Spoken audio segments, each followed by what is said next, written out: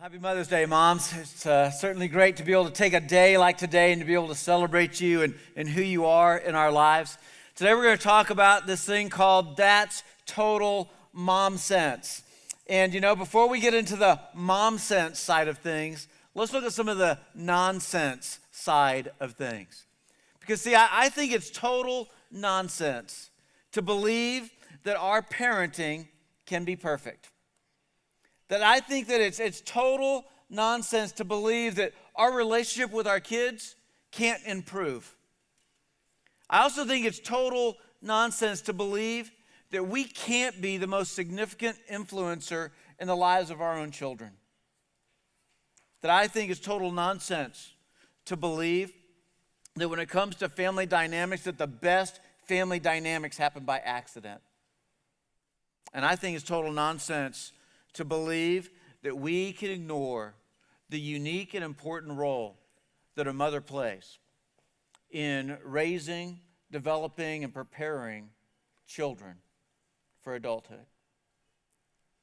See, there's a lot of things that are nonsense when it comes to our ideas of what parenting is and what family dynamics are and what they could be. There's a lot of things that could be nonsense that we could begin to buy into, and we shouldn't. And instead, we need to understand our unique roles that we have as parents. And today, we're going to talk about the role that a mother has. When a woman begins to prepare to be a mother, whether that's something that you just instantly become a mom because you're adopting, you instantly become a mom because you become a stepmom, whether you're somebody that you just start that role by fostering. These roles can come on pretty quickly, but then there's that other role that comes on, and it comes on because you're expecting. And when it comes to being a mom, I think there's something that takes place inside the life of a woman that as soon as she understands that she's going to be a mom, and she develops a sixth sense. It's mom sense. That's what it is, that's what moms end up developing, is moms end up developing a mom sense to them. And when it comes to thinking through the mom sense and what does the mom sense look like and how does that begin to play out? See, it's mom sense for a woman that's expecting a child, and she's only known this for just a couple of weeks, and she's only just a couple of months into this, and she begins to speak to and read to her child. It's mom sense. That when that child is born and it's just this little infant and can't understand anything, and you continue to read to and speak to them as if they could understand every word that you have to say. So that's mom sense. It's mom sense that causes you to, whenever you get a chance, you just keep creating opportunities to hug on your kids. That it's been 6 minutes since you've seen them last, so give me a hug. It's just mom sense. It's mom sense that causes a mom that to believe that she's got this magical touch and to convince her kids, bring that sword to me, I'll kiss it and make it better. It's mom sense. See, I know that one's mom sense because I remember when my daughter was young, and I remember her having a sore and watching it take place and watching the fall. And I said, come here. And she came over and I went to kiss it to make it all better. And this was her response. Yeah. And she turned and pulled away from me because I was a mom. You can't do that unless you're a mom. It takes a mom that has that kind of touch. It's total mom sense that leads a mom to go without, so that your kids don't have to. So that's mom sense. And mom sense is this thing that causes moms to be proud of your kids for one reason. Because they're your kids. It's because they're your kids. And because they're your kids, you're proud of them. See, that's mom sense. And mom sense doesn't mean that you'll be a mother that always has it together. See, there's not a mom that always has it together. That total mom sense is this innate drive that causes mothers to love and protect and provide for your young, and to prepare them emotionally, prepare them physically, prepare them spiritually, prepare them relationally for the adult that they're going to become.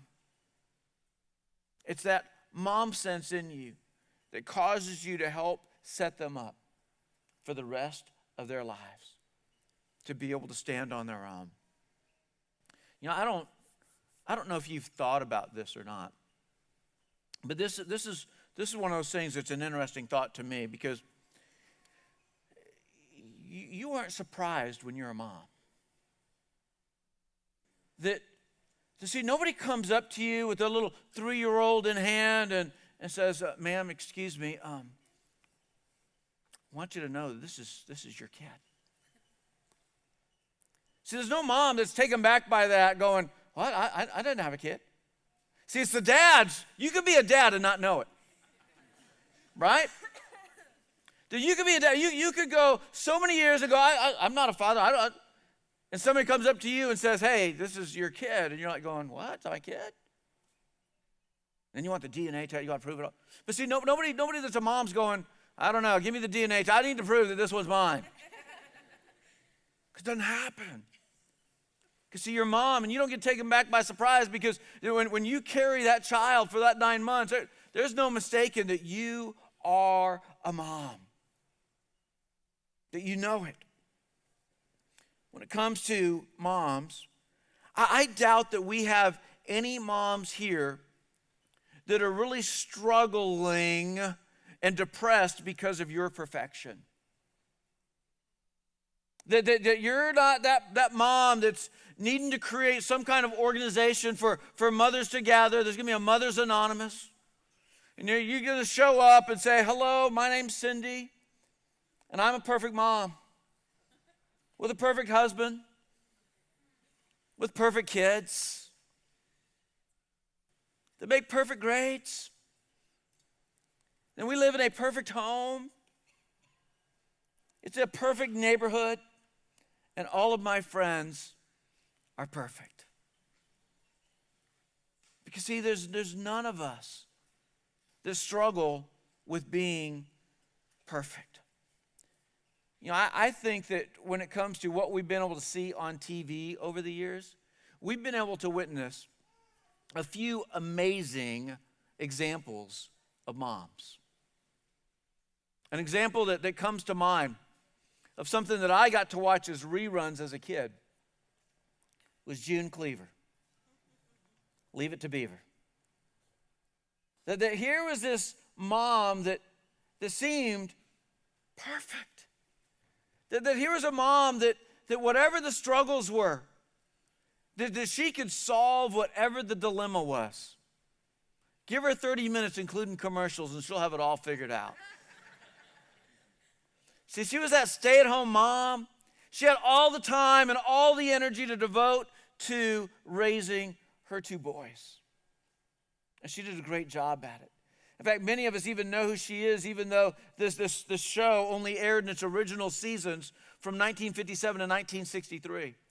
But it's because of all of the reruns that kept happening year after year after year after year after year that we know who June Cleaver is. But see, that generation where we saw that mainly moms were stay-at-home moms ended. And we moved into a generation where many moms, most moms, were working moms, career moms, professional moms. And yet, Hollywood graced us with another mom that we were able to look at and go, that's an amazing mom. Claire Huxtable, The Cosby Show. And here was this woman who was a professional. She was a lawyer. She gave lots of time and energy to her career, but yet she had all the time and energy for her kids that her kids needed as well. And here was another prime example of a mom that says, hey, I'm going to make my life about my family. And she was devoted to it. And that lasted for 8 seasons in its original airings, but again, just kept playing over and over and over again that we know who Claire Huxtable is. That we know what it's like to watch on TV when there is conflict and how conflict can be resolved so quickly. So we've seen that. You know, when it comes to our moms, we love our moms for so many reasons. There's a lot of different reasons that we love our moms, but this morning I want us to look at three of those reasons that are just, I think, standout reasons that pretty much go across the board for every mom. And I just want us to look at these and to be able to celebrate mom this way, of three common strengths found in a mom. They're just common. It's a strength that they have, and it's common. We just find this in so many moms. And this very first strength is celebration. That moms celebrate. That moms do a great job of coming along and celebrating with their kids. That maybe when it comes to moms, moms should be the CCO, the chief celebration officer of the family. Because moms, you just celebrate. You start really young with the kids. That as soon as your child actually pees in the potty for the first time, you are celebrating. You know, you celebrate loud, you give them a reward, you cheer them on, and just like, do it again. I think partly because you're starting to celebrate a newfound freedom that you were hoping to have. But you celebrate. That moms, you celebrate when that first tooth is lost. That you celebrate that as this development stage, this excitement. That you celebrate when kindergarten comes along and you take your kid to kindergarten and put them in school for the very first time. And I think that it's this celebration that externally you're showing your kid, woo! But then you're showing yourself as you look in the mirror and you get alone. There's something inside that you're like going, oh. Because there's this reality that says in 13 years, you're out of here. And I'm not ready for that. But you continue to celebrate externally with kids. That when your child gets to lose her training wheels, you celebrate it. See, moms, you love to celebrate with your kids. You love to celebrate them and who they are. And it doesn't just stop in those younger years, those developmental years that are young. But even when they become a teenager, you continue to celebrate. Although you end up discovering something in those teen years that was like, okay, wait, I thought we called it terrible twos. It seems like it's like terrible teens. And the trues seem kind of terrific at times compared to what the teen years are like. But yet you continue to celebrate. You celebrate just the moving into high school. You celebrate the dance that they go to. And then when it comes to graduation, high school graduation, nobody celebrates it bigger than mama. Because mama's so proud. See, moms love to celebrate. And you celebrate their life all throughout, whether it's starting a career or starting college. Whether it's being that one that you look at and go, look, you're finally starting your own family, that you're getting married, or you're starting your family because you're starting to have kids. That you celebrate motherhood. And you celebrate it with your kids.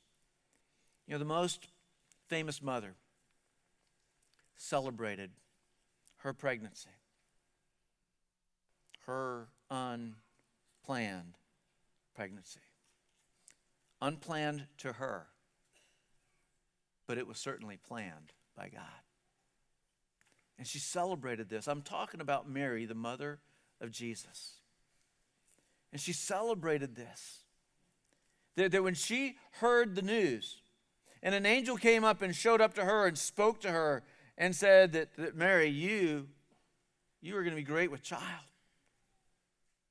She certainly wanted to know, well, how can that be? Because I'm a virgin, and you're telling me I'm great with child. How can that be? The angel said that the Holy Spirit is going to come upon you, and you're going to give birth to the child whose father is on Most High. And when she heard that, she believed it and she began to celebrate it. In fact, she had an aunt, Aunt Liz. And Aunt Liz, her husband had an angel, the same one, show up to him and tell him, hey, you're going to be a father. And Elizabeth, she's going to have a child. And they're old in years. And it was like, how's that going to happen? I don't know about that. Because he didn't believe that the angel said, well, you know what? Because you didn't believe, you're going to be silenced. You're going to be mute. You're not going to be able to speak until you give him the name, until he has the name of John. And then you will be allowed to speak. So see, Mary, she goes and she shows up with her Aunt Liz.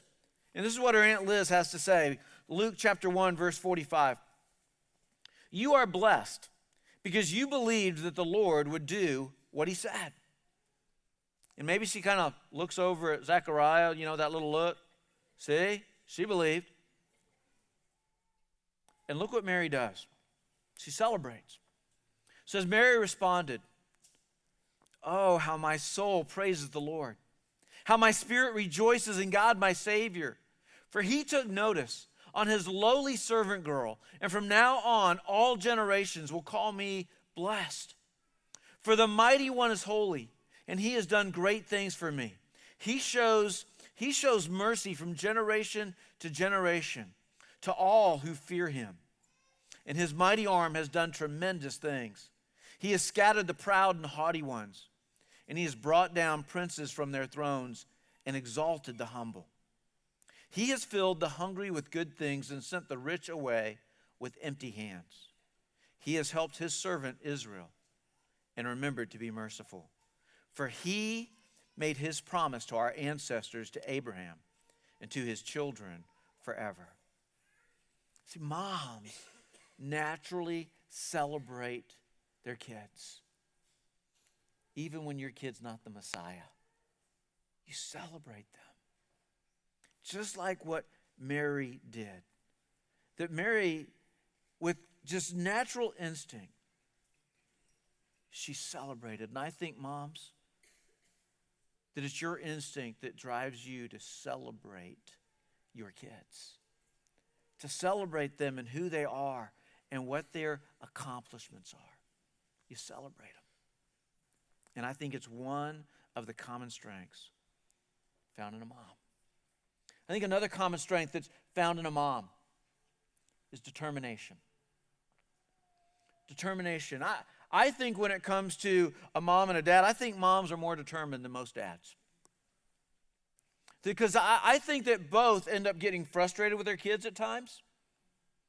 And that our kids can give us many reasons to be giving us issues of why we are frustrated with them.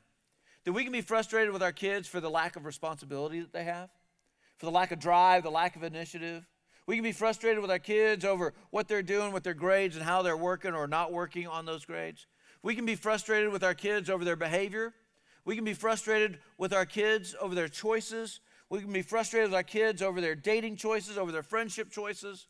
We can be frustrated with our kids over their work ethic. We have all this frustration. But see, it's moms. Moms, you're naturally determined. And you're determined that they're going to turn out okay and we're going to get through this. And the dad, we just stay frustrated. We do. We just like, what am I going to do? What am I going to do? And the moms, you're the ones going, well, you need to talk to him. You need to talk to her. And see, dads, we're just like, we're just frustrated. But see, it's the moms. Moms are determined. It's their determination that causes them to be so connected with their kids. That frustration is this thing that brings heartache to us.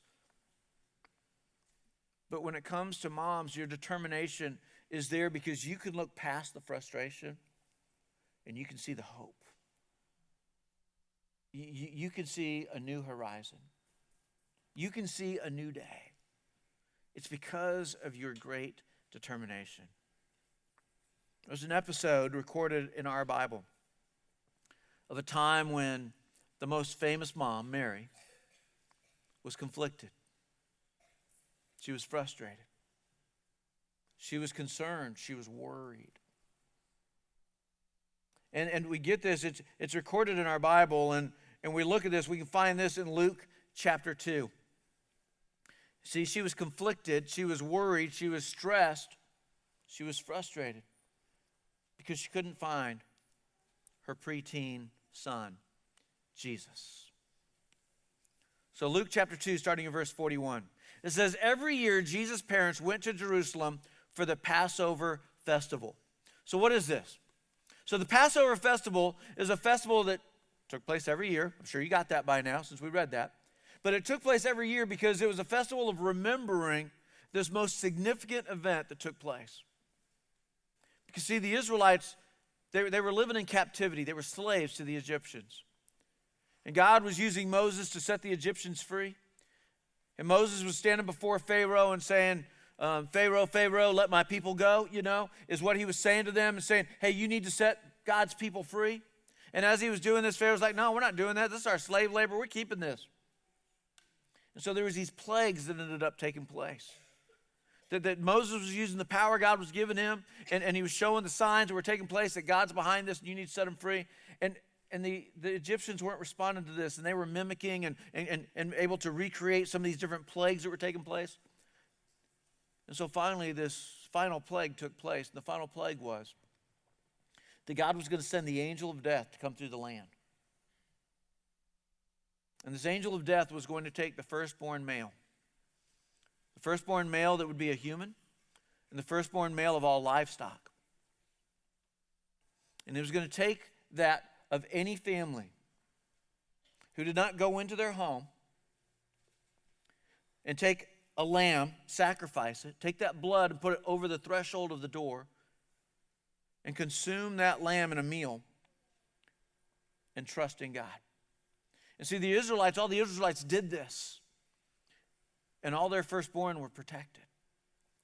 But none of the Egyptians did this.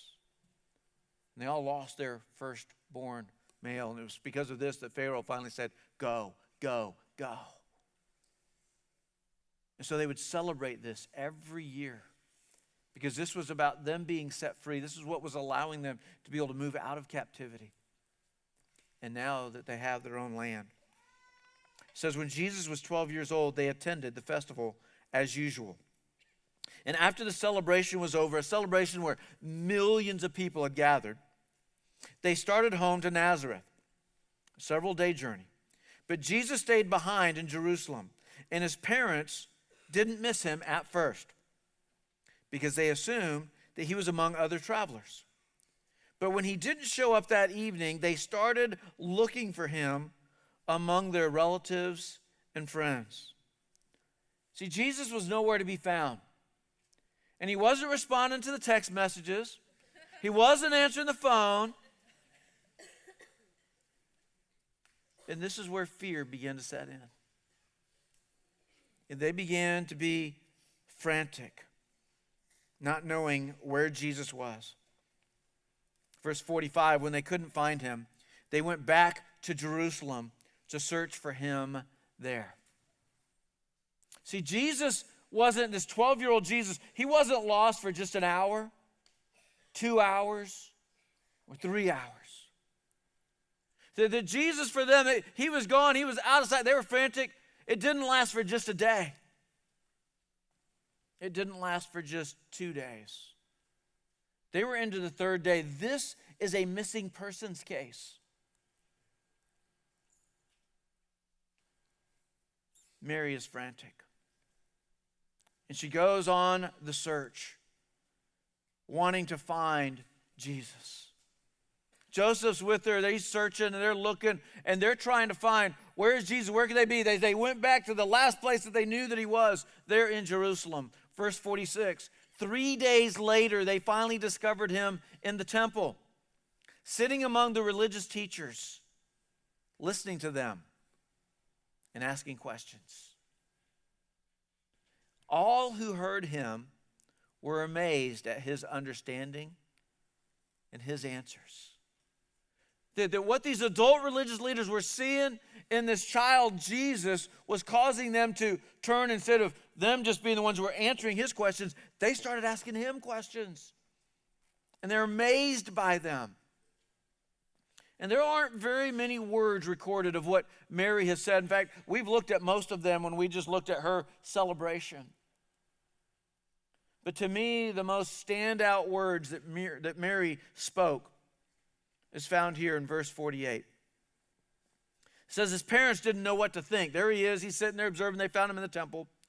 And so here is what Mary said. Son, why have you done this to us? See, that's mom sense. See, it's mom sense that says, why have you done this? And then moms do what? They include. It's not just what have you done. It's why have you done this to us? There's moms that bring it all in and all together. And then here's what she does that again is very typical of mom. Your father, brings him in. Your father and I have been frantic, searching for you everywhere. You know, when she asks this question, why have you done this to us? I knew as a kid, when my mom asked a question like that, that was rhetorical. That was not a question you gave a verbal response to. That was one of those questions that you just kind of took it as part of the verbal beating that you deserved. But see, Jesus actually responded. Verse 49, but why did you need to search? He asked. Didn't you know that I must be in my Father's house? And see, it's only Jesus that could answer this and not get in trouble for smarting back. Because he answers with total sincerity. It says, but they didn't understand what he meant. Then he returned to Nazareth with them and was obedient to them, and his mother stored all these things in her heart. Jesus grew in wisdom and in stature and in favor with God and all the people. That moms, you have the strength of celebration, you have the strength of determination. But there's another common strength that you have, and it is the common strength of affirmation. That moms, you do an incredible job of affirming your kids. I think one of the things that shows the evidence of how moms do more affirming in the lives of kids than anybody else is that whenever there is this candid shot that's being broadcast on live TV, or whenever that sports star, that celebrity is getting a shot of just them, not in their performance mode, but just a candid shot of them, there's always one person that stands way above everybody else that ends up giving a shout out to. And what is it that they do when they do this? They say, hi, Mom. It's hi, Mom. And they do this because what they know is they know, you know what? You know who has affirmed me more in my life constantly, consistently? It's moms. And it's just a way for me to be able to give a shout out, to give a little appreciation, to share a little love with Mama by saying, hi, Mom. Mary affirmed Jesus. There's two different times that stand out to me as when Mary did her affirming. That one of those, we're not going to look at the text for it, but one of those is the time when she and Jesus and other family members, they're at a wedding. And in this culture, you would celebrate a wedding for 7 days. It would be a week-long celebration. I'm glad that we don't do that anymore. We'd go broke trying to celebrate for a week. But they'd celebrate for a week, and at this wedding, they had run out of wine. And that's tragic. We can relate to that today in our own weddings. And so Mary approaches Jesus. And the Jesus that she approaches the pre-miracle Jesus.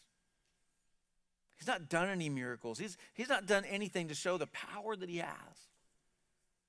And she goes up to him. She says, Jesus, they've run out of wine and you need to do something. And Jesus responds, and his response is, it's not my time. It's not my time. It's not my time to reveal who I am and what I can do. And we don't have anything else recorded of what Mary said. And so she must not have said anything else. She must have just done that. Hands on hips and looking at him like, you don't have an option. This is what you need to do. And so she looks at the servant. Whatever he tells you to do, you do it. And she walks away. And so Jesus tells these servants to go fill these jars with water and bring them back. And when they bring them back, Jesus turned them into wine. It's his first miracle.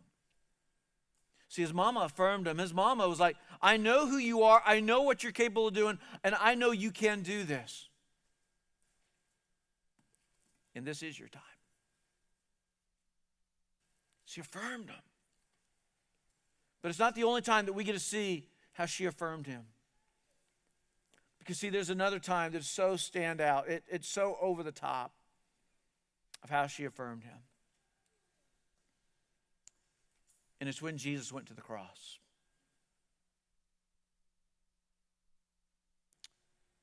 See, it was this affirmation in her that allowed her to be able to go and physically be present and to observe Jesus and to watch him give his life. It was the affirmation inside of her that kept her from trying to be that mom that said, don't take my baby, take me. Because see, Mary knew who Jesus is. She knew that he came to be the Savior of the world. She knew that he would have to sacrifice, that he would have to give his life. And she affirmed him by being present and not trying to fight to take his place, because we know any mom would make that choice of saying, no, you take mine. Don't do anything to my kid. You see, this is Mary affirming him. And we see in John chapter 19, starting in verse 25, standing near the cross were Jesus' mother, his mother's sister, Mary, the wife of Clopas, and Mary Magdalene.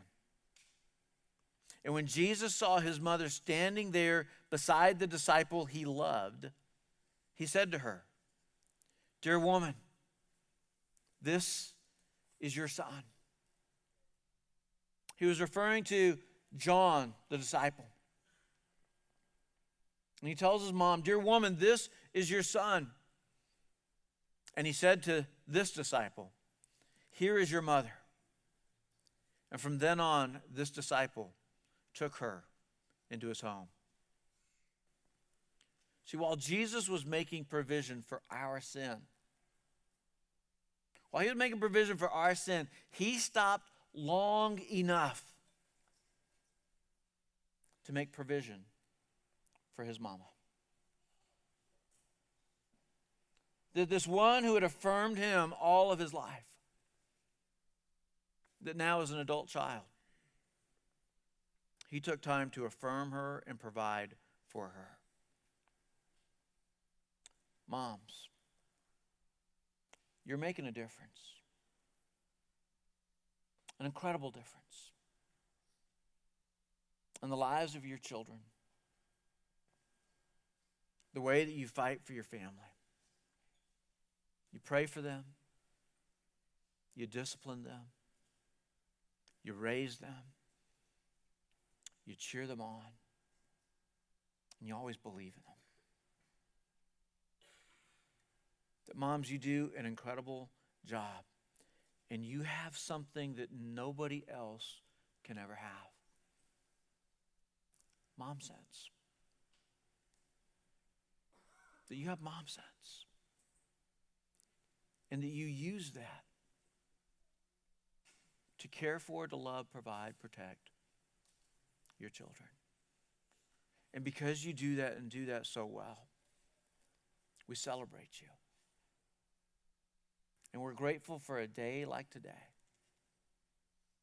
that gets to set it aside for you because as a mom, you keep trying to make life about everybody else.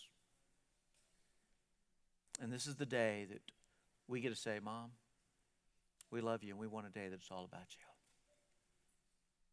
Because you have Momsense, we do this. Pray with me. Heavenly Father, thank you for the gifting that you give to a woman when she becomes a mom. Of this innate ability to celebrate, to be determined, to affirm. And the list goes on. God, may this be a day that we would just honor and celebrate our moms. Whether we're celebrating and honoring one who has passed, or whether we get to celebrate and honor a mom who's still with us. Thank you for the mom that you've given us, for the different kind of moms that have been in our lives. Whether it's a grandmom, a stepmom. Thank you for those people that we can cherish who they are and how they've shaped our lives.